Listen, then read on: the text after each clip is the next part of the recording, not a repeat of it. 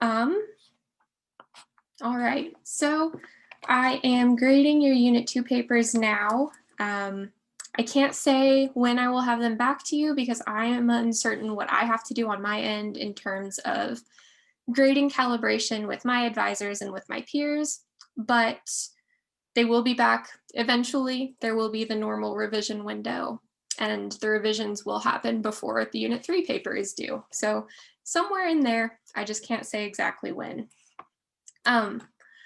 I also published Module 3 this morning, so you have access to that now.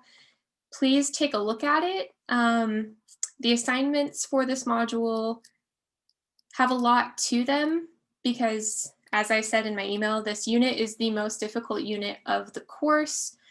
So the assignments have a lot of instructions and they want you to do a lot of things, but they're not too difficult. We're just trying to prep you for this paper the best that we can. So that being said, the module that's coming up is a persuasive research paper. Or you can also write an open letter. But both of them are going to be pretty similar in that you are going to be writing to a very skeptical audience, so the multi-sided argument strategies that we practiced last module are even more important now. The multi-sided argument, as we learned last module, is the best way to bridge the gap between your opinion and the opposing opinion. So using the multi-sided argument strategy is going to be absolutely critical for this paper.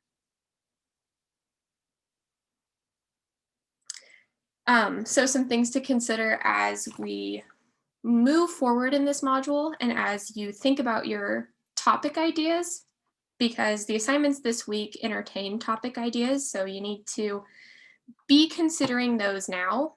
You need to consider your audience. So the audience, as I said, you're writing to a highly skeptical audience, and you need to think about a viewpoint that they may have that is against yours, but is a reasonable opinion that opposes yours that you can address in your paper. Also, the significance and focus of the paper. We are looking for a paper that is controversial, but not too controversial. So that being said, your topic needs to entertain more than just a yes or no answer. But you also want to think about whether or not you can reasonably persuade someone within 5 to 7 pages. So that would exclude a lot of broader topics, which I will get into later. I have a list of topics that cannot be written about. Another thing to consider, as I said, with the multi-sided argument aspect, the rebuttal strategy is going to be absolutely critical. Most of the paper, while you're writing from your own perspective, every single paragraph is going to have to pay attention to your opposing audience. So unlike the last paper in which I suggested just a paragraph discussing your opposing viewpoint and why it's not as good or convincing as your own viewpoint, each paragraph is going to have to acknowledge in some form this opposing viewpoint because of the skeptical nature of the audience. Another way that you can improve your argument to an opposing viewpoint is through research and documentation. So I'm requiring at least 5 outside sources for this. That's kind of on the low end. Every paper that I've read before has an average of about 7. But I'm not going to require that many. 5, I think, is good if they're incorporated well, but feel free to use as many as you want. Many of the papers I read too have more than 10, so it just kind of depends on what fits into your argument and how you can incorporate those well. So I also want to discuss the open letter possibility that you guys can write about. This is an extremely effective way to argue a point to a relatively small group of people. While it's directed at a small group of people, this allows the letter to be a little bit more personal. So this is where personal pronouns can be used. I think, I believe, I argue. All that kind of stuff is encouraged in the open letter. And even though I say it's addressed to a small group of people or even one person, you want to think about a way that the argument can be applied to a larger group of people. So historically, two great examples of open letters are J'accuse by Émile Zola. He wrote this article in the 19th century, and he discussed the mistreatment of Jewish people in France. And this was an open letter that was published in a newspaper. So this was directed at a larger audience. And then one that I'm sure that we've all heard about, if not read, is Letter from a Birmingham Jail by Martin Luther King Jr., where the letter itself is written to a small group of pastors that wrote to Martin Luther King about disagreeing with civil disobedience, even though they agree with the civil rights movement. And Martin Luther King Jr. wrote a letter to them directly, but his topic applied to the public as a whole. So those are two great examples to keep in mind for historical reference. There is a really good example in the textbook of an open letter as well.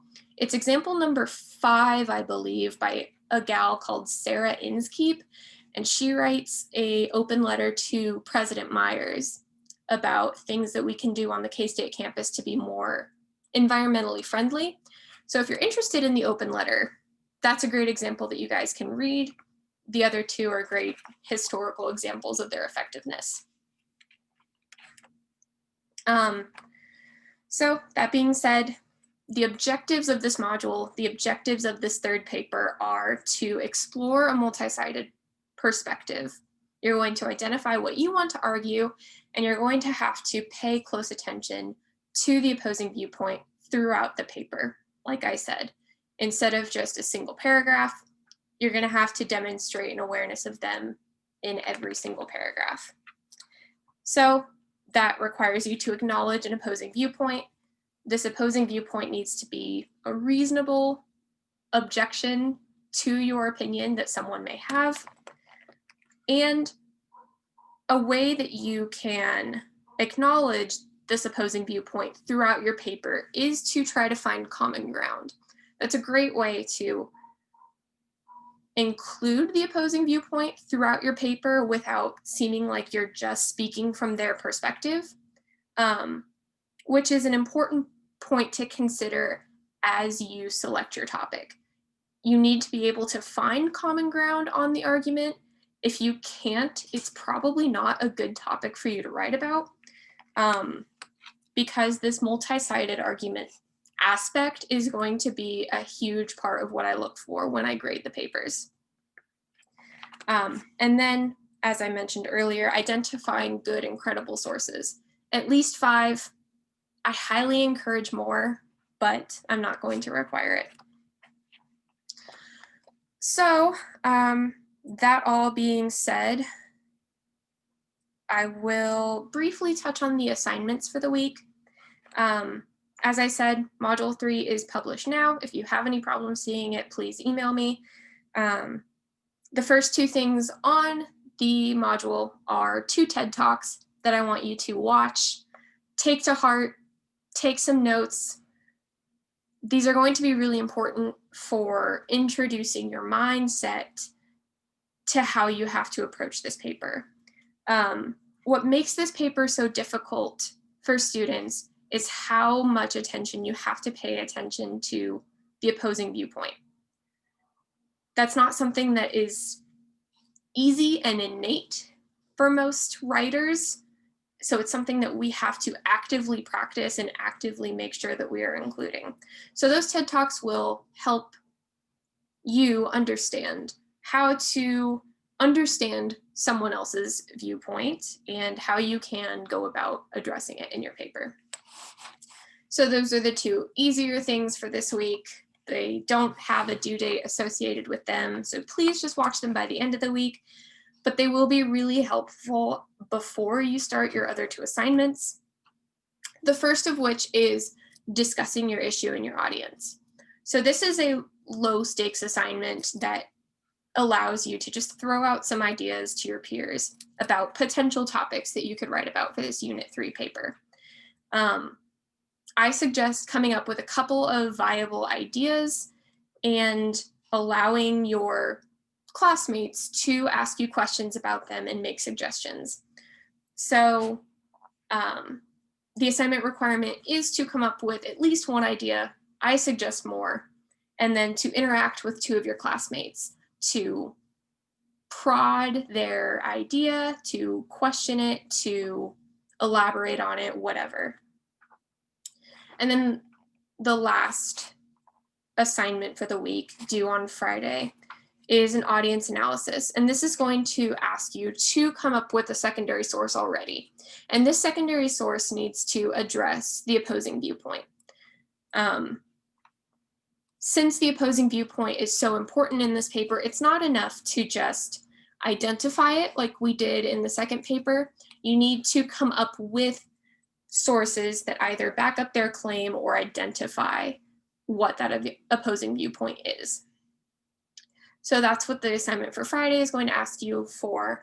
So I suggest by at least Thursday, after you've looked at your discussion board post and the responses that you get from your peers, to come up with a pretty solid idea about what you're going to write about, so that by Friday, when you need to identify a secondary source for your opposing viewpoint, you have a pretty good idea about what you're going to write about. Man, I went through all of this information a lot quicker than I thought I would. I've got 3 pages of notes here. So without further ado, I'm going to tell you the topics that can't be written about. Okay, so mental note, all of you. These topics are not viable for this paper. I don't want to see them. I will tell you that you can't write about these if I see this on your assignments. So they are gun control, abortion, marijuana, and arguing for a presidential candidate. Okay, the first 3 are not original. I've seen them so many times, and all of them share that quality that I discussed at the beginning. You're not likely going to convince your opposing viewpoint of your perspective in 5 pages on any of these topics because they are so hotly debated. So as you're picking your topic, consider that, please, and stay away from those topics. They're going to be difficult for you to effectively write about in a persuasive manner. And that's why I'm saying that you can't do it now, because I want to give you that help about thinking about what ideas are too broad or are too hot to reasonably convince someone through your paper. So yeah, those are my no-nos for now. And I will interact with your topics as you guys create them and pitch them. So I will ask you more specific questions, prod you in certain ways, whatever. So that being said, my best advice for choosing your topic is to choose something that is related to your academic interests or to a hobby that you have. This allows the topic to potentially not be too controversial, and it is a good way for you to include the interests that you have and therefore some of the educational experience that you have. It's going to be a lot easier for you to write about a topic that you're more familiar with instead of trying to choose something like American foreign policy in Iran, unless you're a political science major. It's going to give you that foundational knowledge to know what good secondary sources are and to have a firmly established position. So, does that make sense? Is anyone really upset about the topics that I'm excluding? Okay, great. I didn't think anyone would be. They're so big that, yeah, they're huge. All right. So as I said at the beginning, Heather, you might have missed this. The assignments for this module have a lot of instructions with them, a lot of background information, because this unit is going to be the most difficult paper. So please give yourself a little bit of extra time for the assignments to read the instructions carefully and to make sure that you're hitting all of the requirements of each assignment. Most of the assignments are multifaceted. And then please, I can't emphasize this enough, reach out to me as soon as possible if something isn't making sense. These assignments aren't designed to trick you or to overwork you. But if you're feeling like you're lost, or if you're feeling like you're not understanding how to effectively relate your idea to the assignment, reach out to me and we can figure something out. I don't want any one of you to feel like you're behind already. Okay. Just like last module, I planned our paper week first. Our paper week is very light. You will see one new assignment that week though. I'm going to have you guys do a self-revision, which you guys haven't done officially before. So I will give more information about that assignment as the paper week gets closer. But besides that, it's going to be the same thing. All of the assignments, the invention and drafting assignments, are going to be due before that week. And that week will be solely reserved for revision. And I also have the one-on-one Zoom session sign-up link available already.